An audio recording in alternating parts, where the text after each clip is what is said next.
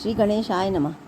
श्री जगदम्बा दुर्गा दैवीय नमः। अंतस यात्रा की इस कड़ी में हम पुरुषोत्तम मास की या मल मास की 5वें और 6ठे अध्याय की कथा लेकर के आ रहे हैं।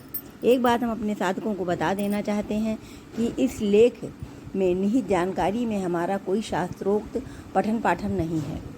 लोक कथाओं में व्याप्त जानकारी और कथाएं ही इसका माध्यम है। इसकी सटीकता की पुष्टि हम नहीं करते। लोक कथाओं की पुस्तकों में व्याप्त या पुरुषोत्तम मास की कथाएं हैं। इसके अतिरिक्त इसके किसी भी उपयोग की जिम्मेदारी उपयोगकर्ता के स्वयं की है। ओम नमो भगवते वासुदेवाय।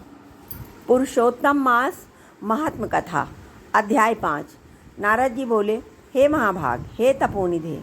इस प्रकार अधिमास के वचनों को सुनकर हरि ने चरणों के आगे पड़े हुए अधिमास से क्या कहा। श्री नारायण बोले, हे पाप रहित, हे नारद, जो हरि ने मलमास के प्रति कहा वह हम कहते हैं, सुनो।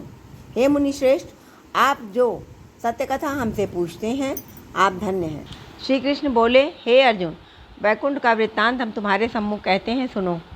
मलमास के मूर्छित हो जाने पर हरि के नेत्र से संकेत पाए हुए गरुड़ मूर्छित मलमास को पंख से हवा करने लगे। हवा लगने पर अधिमास उठकर फिर बोला, हे विभो, यह मुझको नहीं रुचता है। अधिमास बोला, हे जगत को उत्पन्न करने वाले, हे विष्णु, हे जगतपते, मेरी रक्षा करो, रक्षा करो। हे नाथ, मुझ शरण आए कि आज कैसे उपेक्षा कर रहे हैं।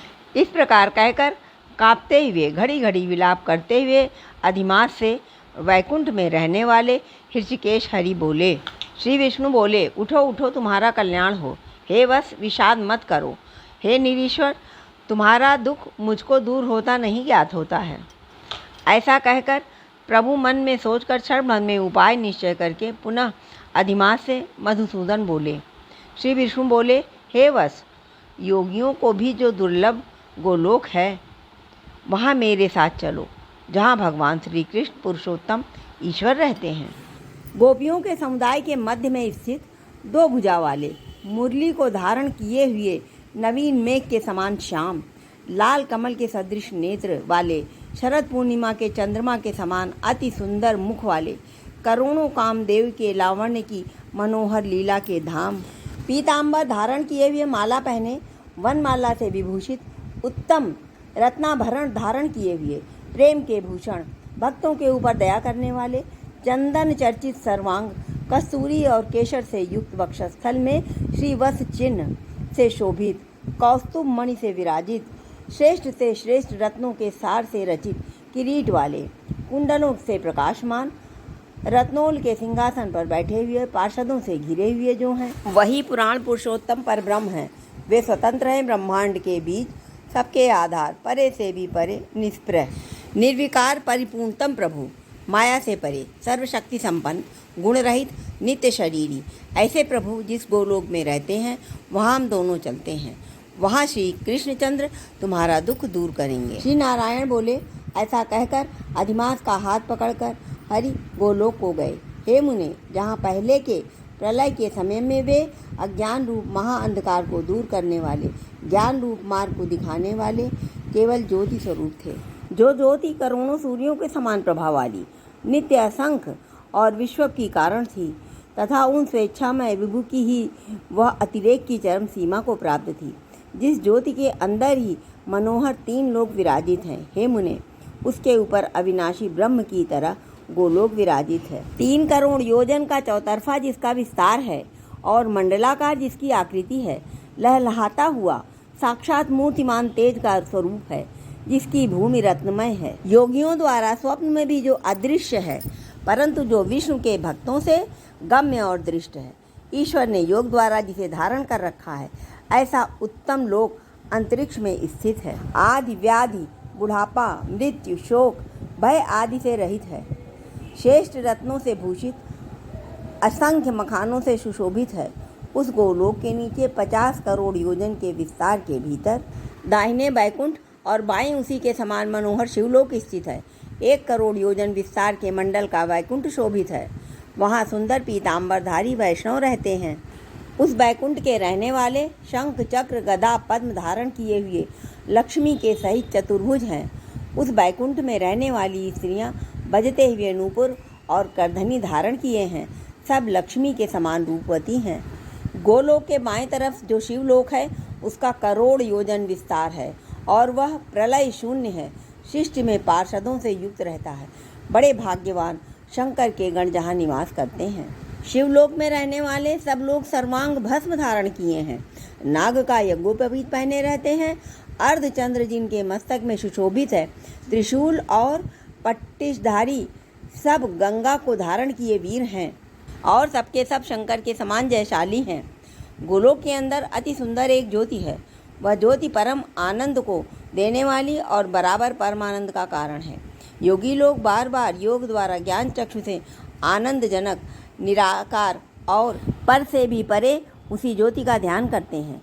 उस ज्योति के अंदर अत्यंत सुंदर एक रूप है जो कि नील कमल के पत्तों के समान श्याम, लाल कमल के समान नेत्र वाले, करोड़ों शरद पूर्णिमा के चंद्र के समान शोभायमान मुख वाले, करोड़ों कामदेव के समान सौंदर्य की लीला का सुंदर धाम, दो भुजा वाले, मुरली हाथ में लिए, मंद हास युक्त, पीताम्बर धारण किए, श्रीवत्स चिन्ह से सुशोभित, वक्षस्थल वाले, कौस्तुभ मणि से सुशोभित, करोड़ों उत्तम रत्नों से जटित, चमचमाते किरीट और कुंडलों को धारण किए, रत्नों के सिंहासन पर विराजमान, वनमाला से सुशोभित, वही श्री कृष्ण नाम वाले पूर्ण ब्रह्म हैं। अपनी इच्छा से ही संसार को नचाने वाले, सबके मूल कारण, सबके आधार, पर से भी परे, छोटी अवस्था वाले, निरंतर गोप वेश को धारण किए हुए, करोड़ों पूर्ण चंद्रों की शोभा से संयुक्त, भक्त के ऊपर दया करने वाले, निष्प्रह परिपूर्णतम स्वामी, रास मंडप के बीच में बैठे हुए शांत स्वरूप, रास के स्वामी, मंगल स्वरूप, मंगल करने के योग्य, समस्त मंगलों के मंगल, परमानंद के राजा, सत्य रूप, कभी भी नाश न होने वाले, विकार रहित, समस्त सिद्धों के स्वामी, संपूर्ण सिद्धि के स्वरूप, अशेष सिद्धियों के दाता, माया से रहित ईश्वर, गुण रहित, नित्य शरीर, आदि पुरुष, अव्यक्त, अनेक नाम हैं जिनके अनेकों द्वारा स्तुति किए जाने वाले, नित्य स्वतंत्र, अद्वितीय, शांत स्वरूप, भक्तों को शांति देने में परायण, ऐसे परमात्मा के स्वरूप को शांति प्रिय, शांत और शांति परायण जो विष्णु भक्त हैं वे ध्यान करते हैं। इस प्रकार के स्वरूप वाले भगवान कहे जाने वाले वही एक आनंद कंद श्री कृष्ण चंद्र हैं।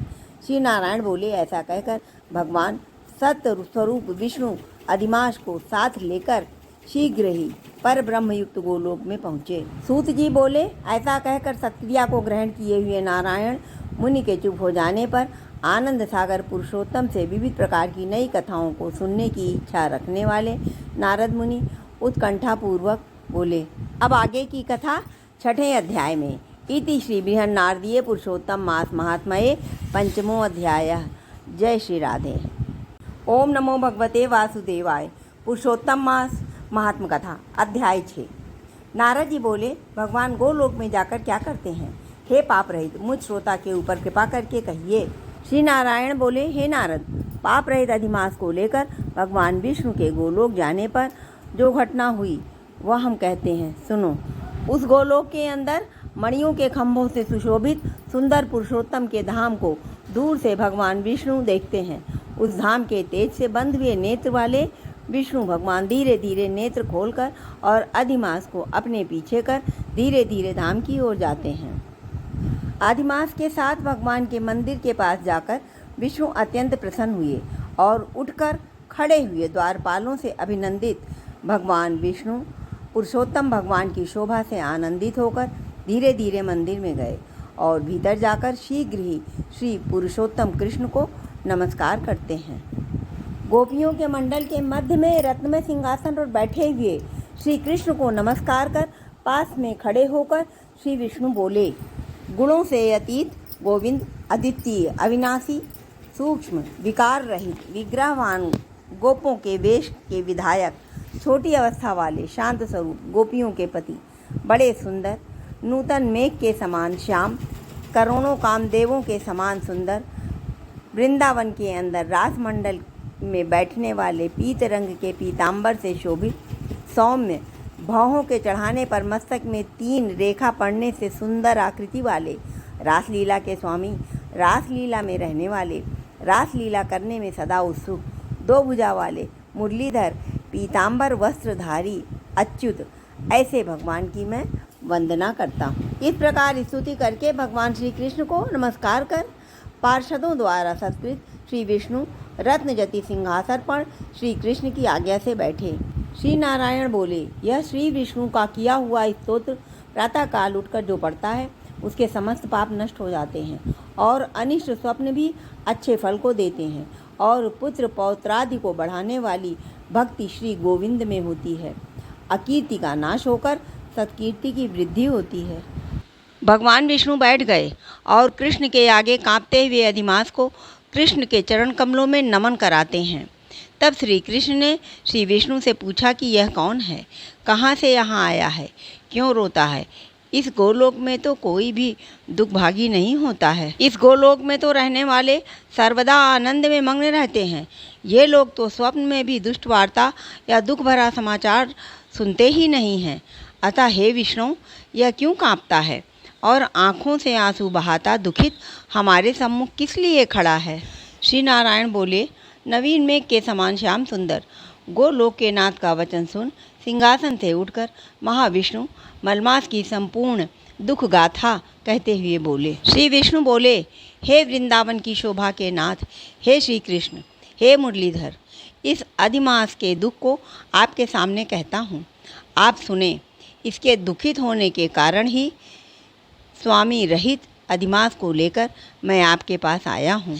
इसके उग्र दुख रूप अग्नि को आप शांत करें।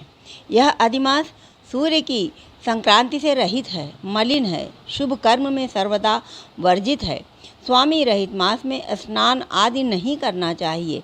ऐसा कहकर वनस्पति आदिकों ने इसका निरादर किया है। द्वादश मास कला, क्षण, अयन, संवत्सर आदि सेवीश्वरों ने अपने अपने स्वामी के गर्भ से इसका अत्यंत निरादर किया है। इसी दुखाग्नि से जला हुआ यह मरने के लिए तैयार हुआ। तब अन्य दयालु व्यक्तियों द्वारा प्रेरित होकर हृषिकेश शरण चाहने की इच्छा से हमारे पास आया और कांपते कांपते घड़ी घड़ी रोते रोते अपना सब दुख जाल इसने कहा। इसका यह बड़ा भारी दुख आपके बिना टल नहीं सकता।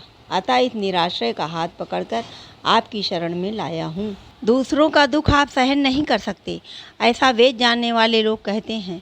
अतएव इस दुखित को कृपा करके सुख प्रदान कीजिए। हे जगतपते, आपके चरण कमलों में प्राप्त प्राणी शोक का भागी नहीं होता है, ऐसा वेद जानने वालों का कहना कैसे मिथ्या हो सकता है। मेरे ऊपर कृपा करके भी इसका दुख दूर करना आपका कर्तव्य है, क्योंकि सब काम छोड़कर इसको लेकर मैं आया हूँ। मेरा आना सफल कीजिए। बारंबार स्वामी के सामने कभी भी कोई विषय न कहना चाहिए। ऐसी नीति के जानने वाले बड़े बड़े पंडित सर्वदा कहा करते हैं। इस प्रकार अधिमास का सब दुख भगवान श्री कृष्ण से कहकर हरि कृष्ण के मुख कमल की ओर देखते हुए कृष्ण के पास ही हाथ जोड़कर खड़े हो गए। ऋषि बोले, हे सूत जी, आप दाताओं में श्रेष्ठ हैं। आपकी दीर्घायु हो, जिससे हम लोग आपके मुख से भगवान की लीला के कथारूप अमृत का पान करते रहें। हे सूत जी, गोलोकवासी भगवान श्री कृष्ण ने श्री विष्णु के प्रति फिर क्या कहा और क्या किया इत्यादि लोकोपकारक श्री विष्णु श्री कृष्ण का संवाद आप हम लोगों से कहिए। परम भगवत भक्त नारद ने नारायण से क्या पूछा, हे सूत जी, इसको आप इस समय हम लोगों से कहिए। नारद जी के प्रति कहा हुआ भगवान का वचन तपस्वियों के लिए परम औषध है।